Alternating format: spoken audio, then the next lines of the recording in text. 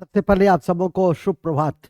लक्ष्य दरभंगा में आप सबों का स्वागत है। और जैसा कि जानकारी में है कि सुबह और शाम लगभग 25 से 30 क्वेश्चंस जो इम्पोर्टेंट क्वेश्चंस हैं, जो परीक्षा उपयोगी हैं, उसको आप तक पहुंचाई जाती है। और इसी क्रम में हम आज उससे कहीं अधिक क्वेश्चंस को लेकर आए हैं और इसी अ, बिंदु पे हमारी आज की परिचर्चा है, जो आने वाली सभी परीक्षाओं के दृष्टि से काफ़ी महत्वपूर्ण हो सकता है। हम बिना किसी लंबी चौड़ी बातचीत के स्टार्ट करना चाहेंगे। बिहार का पहला कांग्रेस का अधिवेशन कहाँ हुआ था? तो जानकारी में यदि नहीं है तो याद रखिए, पटना बांकीपुर। ये बांकीपुर पटना परीक्षा के दृष्टि से काफ़ी महत्वपूर्ण है। और ये कांग्रेस का 1912 में अधिवेशन हुआ था।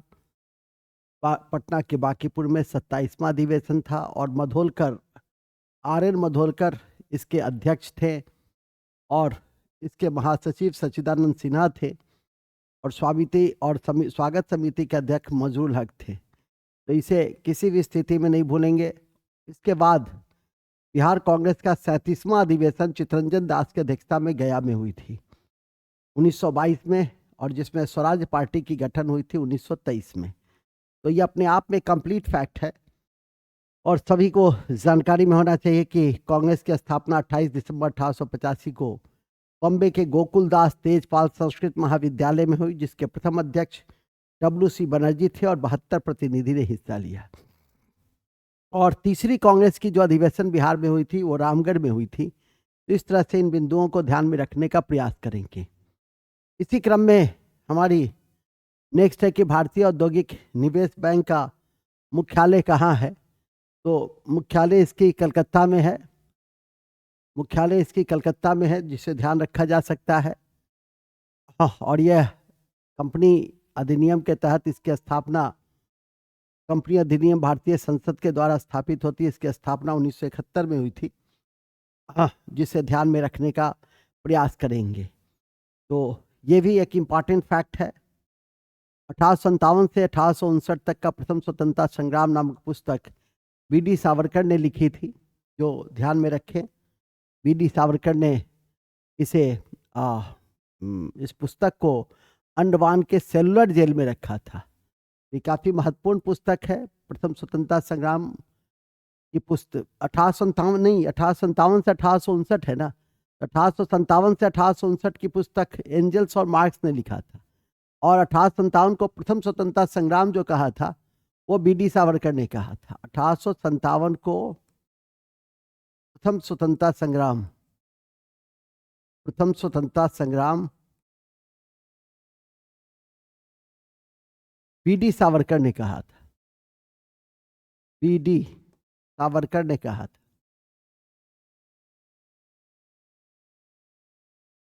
तो इस तरह से इन बिंदुओं को ध्यान में रखा जा सकता है। फर्स्ट वार ऑफ इंडिपेंडेंस जिसको मैंने कहा, सिपाही मिनिटी मजुमदार ने लिखा। रिवेलियन 1857 PC जोशी ने लिखा। The great rebellion Ashok Mehta ने लिखा है, और 1857 सिर्फ SM सेन ने लिखा है। तो इतनी 3-4 बिंदु इससे संबंधित उल्लेखनीय है।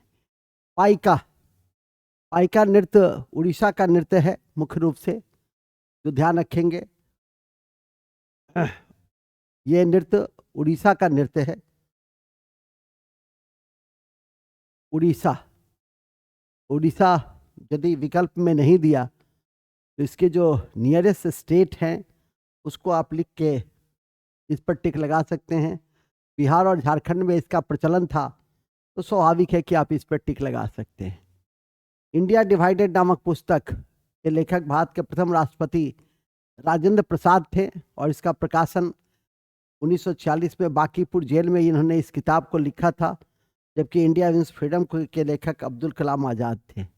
इस पुस्तक और अनहैप्पी इंडिया के लेखक, ये भी काफ़ी इंपॉर्टेंट बुक है, लाला लाजपत राय थे। ठीक है, तो ये इसे ध्यान रखेंगे। मेरे निर्वाचन की कहानी, एक हिंदू की छाप, तो ये सब उन्हीं के द्वारा प्रकाशित पुस्तक है, लाला लाजपत राय के द्वारा। और the Indian struggle Subhash Chandra Bose ने लिखा था, तो ध्यान रखिए। कि इंडिया डिवाइडेड नामक पुस्तक जो है सो डॉक्टर राजेंद्र प्रसाद ने लिखा। तो सदी के विषय में महत्वपूर्ण बिंदु की जानकारी। एक और याद रखेंगे, राजेंद्र प्रसाद की लिखी पुस्तक चंपारण में महात्मा गांधी, तो ये काफ़ी इम्पॉर्टेंट है, या महात्मा गांधी के चरणों में आत्मकथा। ऐसे पुस्तक भी परीक्षा के दृष्टि से ध्यान रखना चाहिए। चंपारण में सत्याग्रह, ये भी पुस्तक डॉक्टर राजेंद्र प्रसाद ने लिखी थी। तो ये सब आपकी बीपीएससी की परीक्षा की दृष्टि से महत्वपूर्ण हो सकता है। मिशन इंद्रधनुष कहाँ से आरंभ किया गया? स्वास्थ्य परिवार कल्याण मंत्रालय के द्वारा गुजरात के बड़नगर से इसकी शुरुआत हुई थी, और इसका उद्देश्य है कि 2 वर्ष से कम आयु के प्रत्येक बच्चे तक हम स्वास्थ्य उपलब्ध कराएं। तो ये और नियमित टीकाकरण, विशेषकर 7 रोगों से संबंधित ये टीकाकरण है: TB, polio, hepatitis B, diphtheria, pertussis, tetanus और खसरा।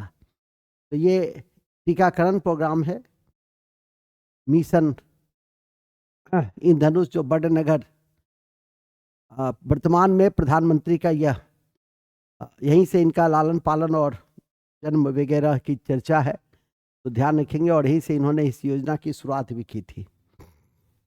विश्व जनसंख्या दिवस 11 जुलाई को मनाया जाता है, जिसे ध्यान रखेंगे। प्रत्येक वर्ष 11 जुलाई को 1987 ईस्वी से मनाना आरंभ हुआ था, जिसे नजर रखें।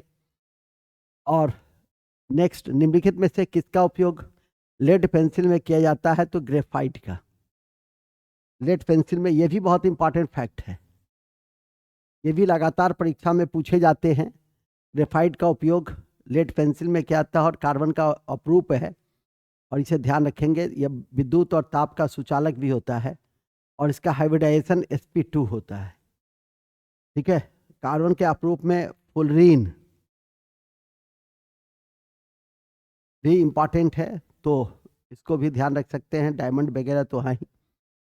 ठीक है, ग्रेफाइट का अपेक्षिक घनत्व को थोड़ा सा ध्यान रख सकते हैं, 2.224। सबसे हार्ड, ये सबसे सॉफ्टेस्ट सब्सटेंस है, यह सबसे सॉफ्टेस्ट पदार्थ है। और सबसे हार्डेस्ट में हीरा आता है, जो विद्युत का कुचालक होता है। इसका अपेक्षिक घनत्व ग्रेफाइट से अधिक होता है, और हाइब्रिडाइजेशन sp2 होता है। रिफ्रैक्टिव इंडेक्स अधिक होने के कारण हीरा चमकता है। भारत का कौन सा राज्य सर्वाधिक लोहा का उत्पादन करता है?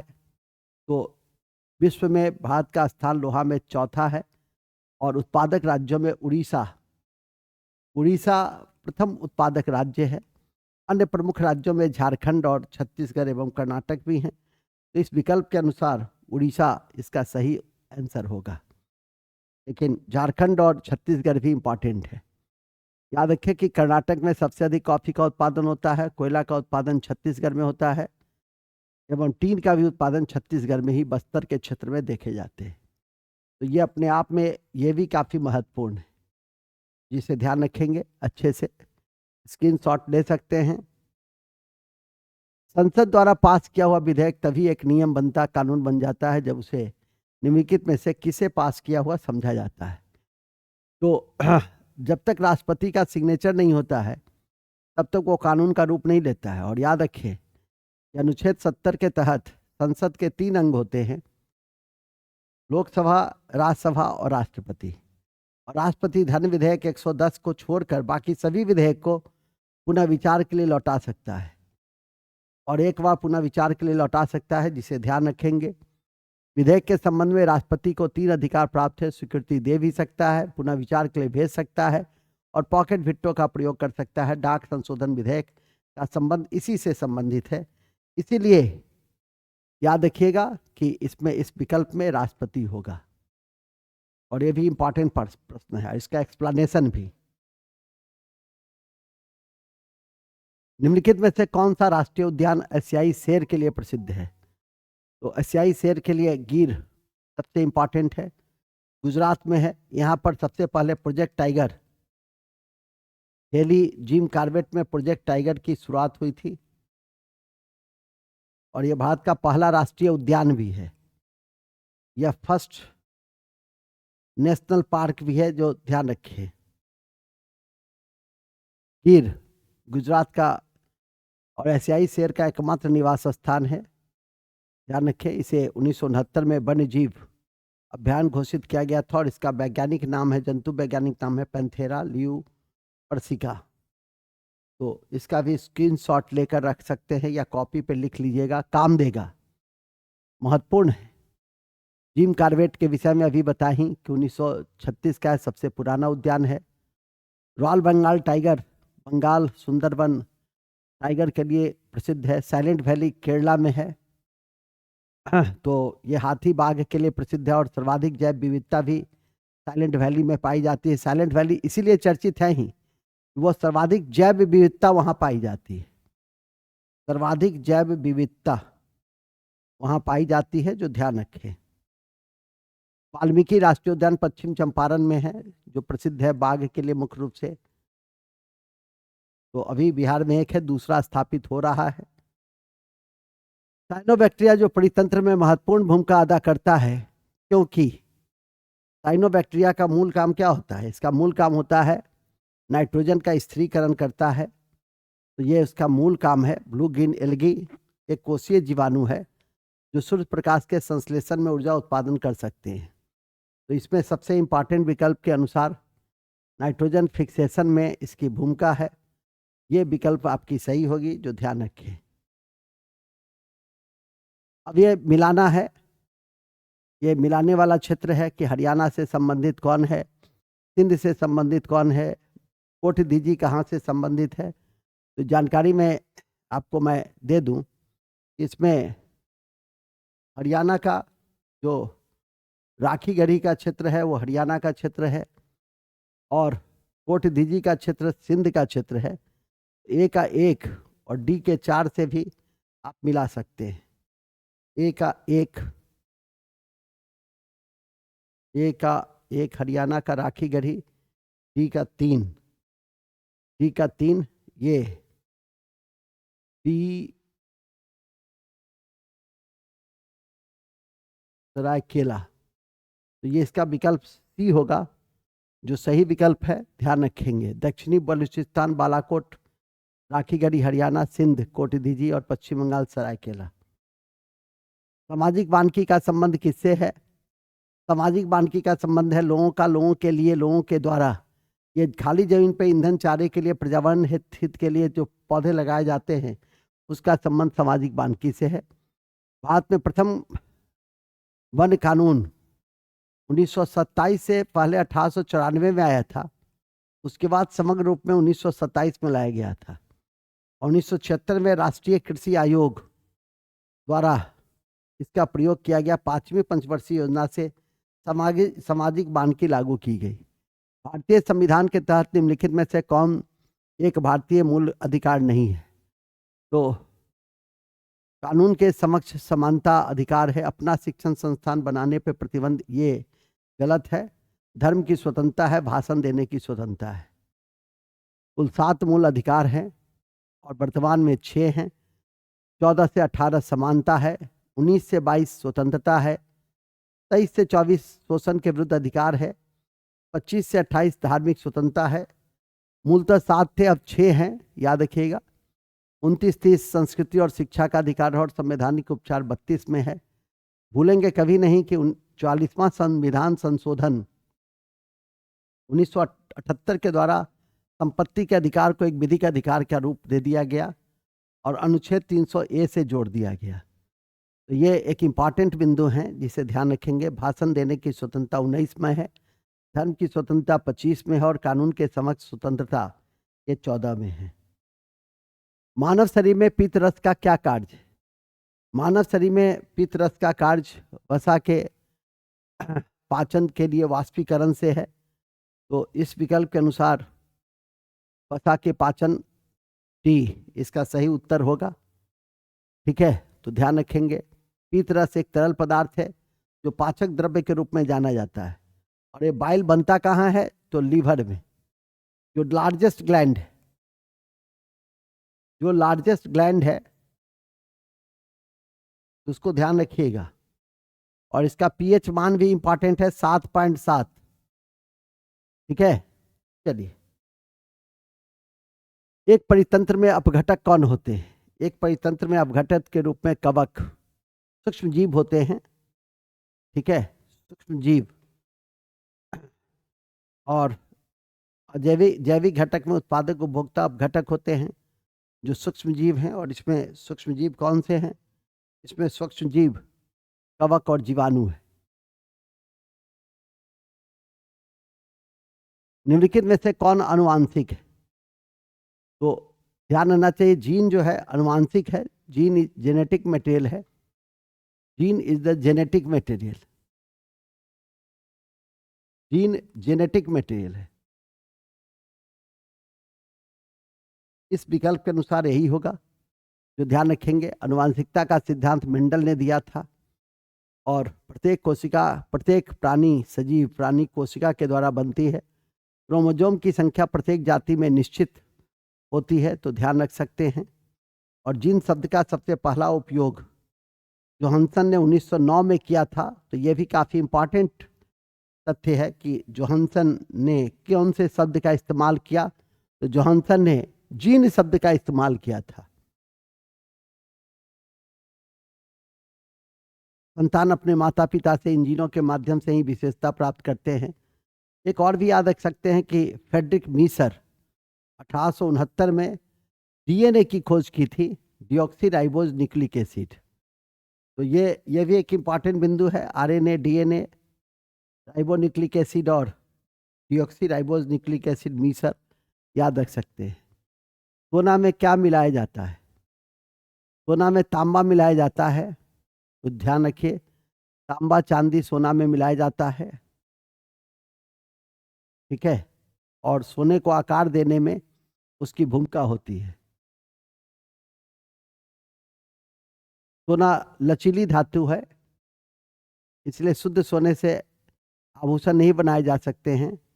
और 18 से 22 कैरेट तक आभूषण बनाने में आसानी होती है और इसीलिए इसे गहना बनाने के लिए, कठोरता लाने के लिए हम तांबा का प्रयोग करते हैं, चांदी का प्रयोग करते हैं, जिंक का प्रयोग करते हैं, पैलेडियम का प्रयोग करते हैं और निकल का प्रयोग करते हैं। विशेषकर तांबा, यदि एक विकल्प आ जाए तो तांबा। सोना में चांदी और तांबा की मिलावट आवश्यक है, अन्यथा शुद्ध होने से आभूषण नहीं बनाए जा सकते हैं। सोना सबसे ज़्यादा आघात वर्धनीय और तन्यता धातु है। चिमनी में धुआं किस सिद्धांत से काम करता है, किस सिद्धांत से बाहर निकलता है? चिमनी में धुआं संवहन के द्वारा बाहर निकलता है। तो इस विकल्प के अनुसार ये ठीक है। विकिरण, सूर्य से प्राप्त होने वाली किरण जो है वो विकिरण के माध्यम से आती है। एक परितंत्र में किस्टोन प्रजाति का क्या तात्पर्य होता है? निम्न प्रचुरता में रही परंतु समुदाय और संरचना में बहुत प्रभाव डालती है। निम्न संरचना, लेकिन समुदाय और संरचना में यह बहुत प्रभाव डालती है। यह इंपॉर्टेंट है। किस्टोन प्रजाति, इसका उपयोग सबसे पहले, इस अवधारणा का उपयोग रॉबर्ट पेन ने किया था 1969 में। तो इसे भी अपनी कॉपी में लिख सकते हैं। इसके बाद भीमताल झील है जो किस तरह से इसका उद्भव हुआ उससे जुड़ा हुआ है। ठीक है कि नहीं? तो भीमताल जो झील है हमारे जैसे अष्टमुडी है, तो वो पश्च झील है। तो ये ध्यान में रखना है। भीमताल, इसके बाद लोहर झील है। तो लोहर झील जो है वो भूस्खलन से हुआ है। इसके बाद टेक्टोनिक, भीमताल के विषय में आप देख सकते हैं। तो क्वेश्चन मिला लीजिएगा, उसका विकल्प मिला लीजिएगा तो आपके आंसर आपके समक्ष आ जाएंगे। ठीक है, बी का 1।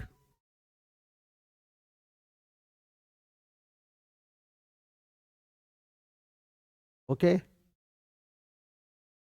तो इस विकल्प के अनुसार ये ठीक है।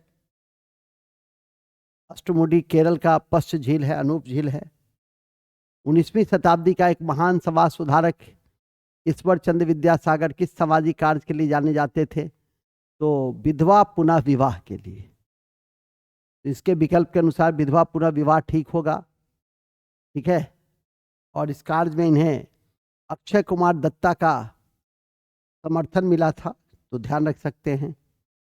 विधवा पुनः विवाह अधिनियम 1856 में कैनिंग के समय, और इसके द्वारा सती प्रथा को भी एक लॉजिकल एंड मिला, तो ये भी एक इम्पॉर्टेंट बिंदु है। विधवा पुनः विवाह किसके समय आया, किसके प्रयासों से आया।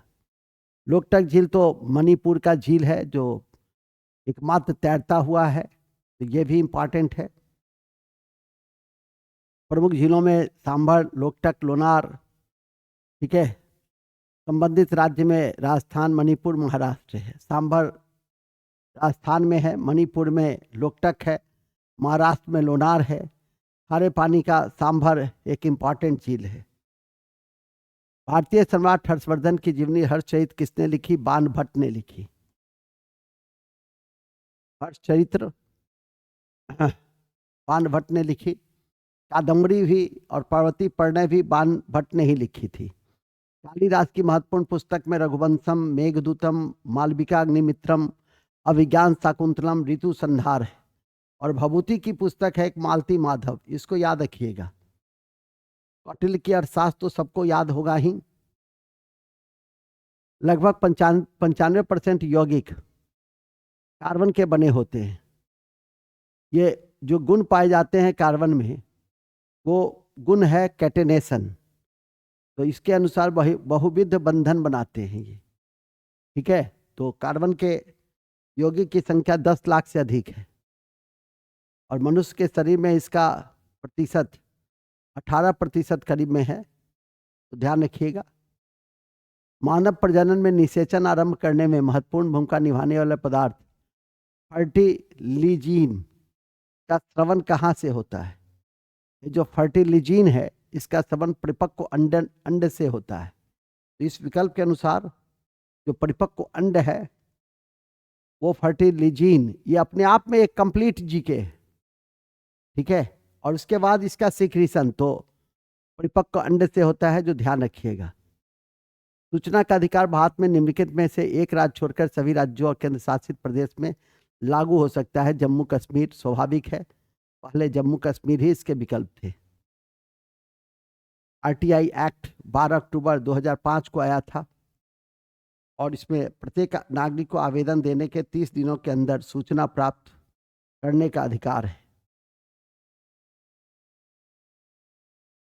जीवों के द्विनाम पद्धति के 2 घटक कौन कौन से हैं? तो वंश और जाति। और लिनियस ने यह दिया था, वंश और जाति द्विनाम पद्धति का महत्वपूर्ण बिंदु है, और इसे लिनियस ने दिया था, याद रखिएगा। Father of binomial nomenclature Linnaeus को ही कहा जाता है।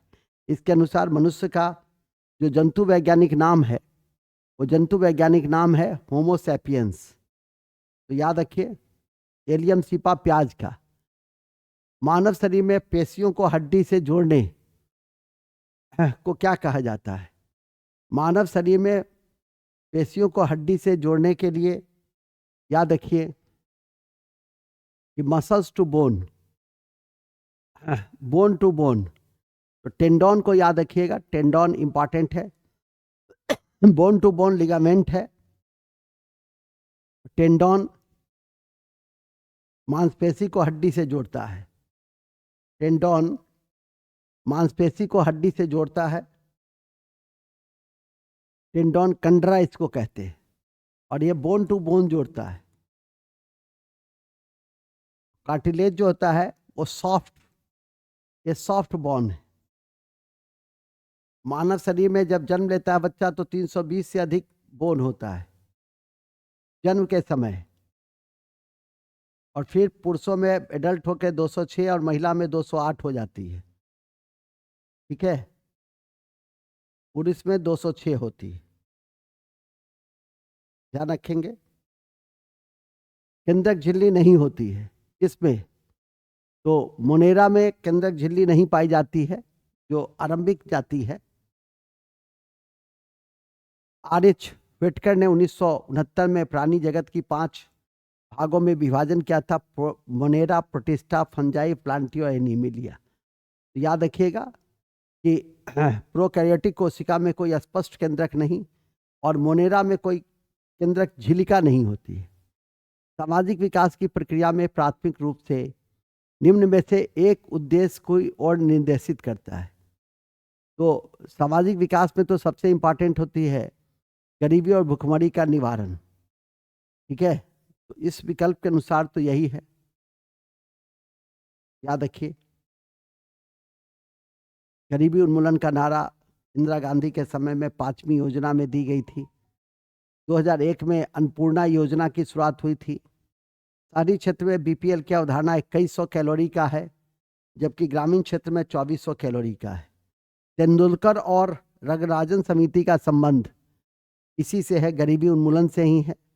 इसके अलावा कई समिति बनी, दांडेकर, अलख, तो इन सबको ध्यान रख सकते हैं। किस देश ने 18वीं सदी में जर्मनी पे शासन किया? फ्रांस ने। तो ध्यान रखिए, फ्रांस, नेपोलियन। भारत के दोनों लोकसभा राज्यसभा में कोरम के लिए कितने सदस्यों की जरूरत होती है? 1/10।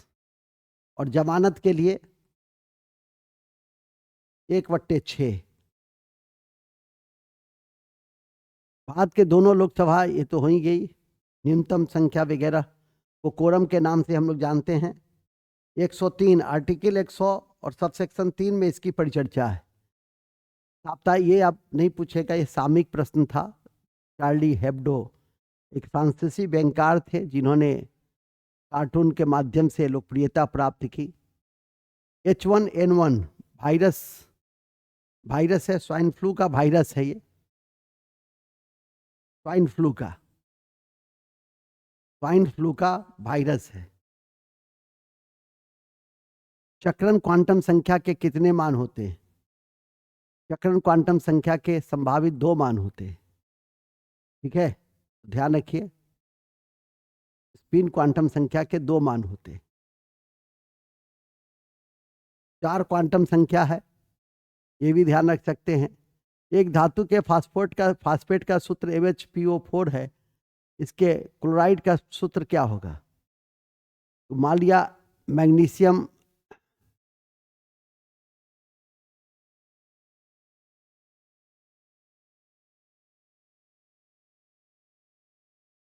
क्लोराइड का सूत्र क्या होगा? एक मिनट। तो क्लोराइड का सूत्र MCl2 होगा। ठीक है, तो ये भी ध्यान रख सकते हैं।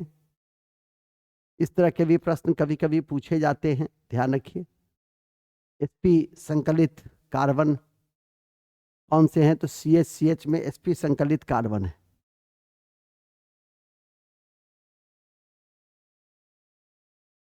sp संकलित कार्बन हो गया।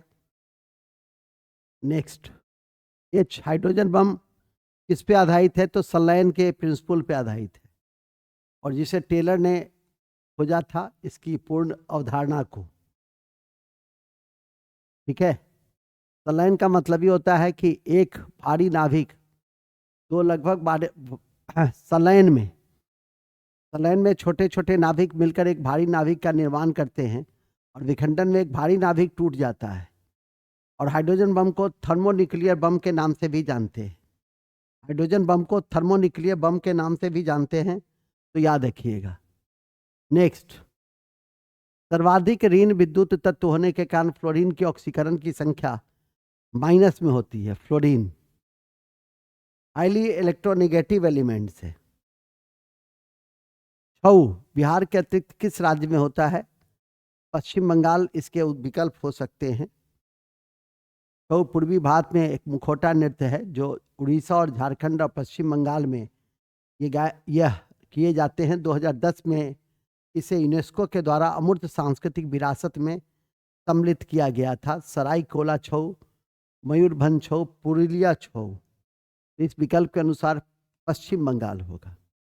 और इन्हीं शब्दों के साथ हमारी आज की यह 42 क्वेश्चन और उसके एक्सप्लेनेशन की कक्षा की मैं समाप्ति की घोषणा करता हूं। इसमें कई ऐसे प्रश्न हैं जिसकी पुनरावृत्ति होती रहती है। आशा करता हूं कि 1-2 बार इसे बना लेंगे और जो तथ्य नहीं याद हो उसे कॉपी पे लिख लेंगे। जय हिंद, जय भारत। Thank you.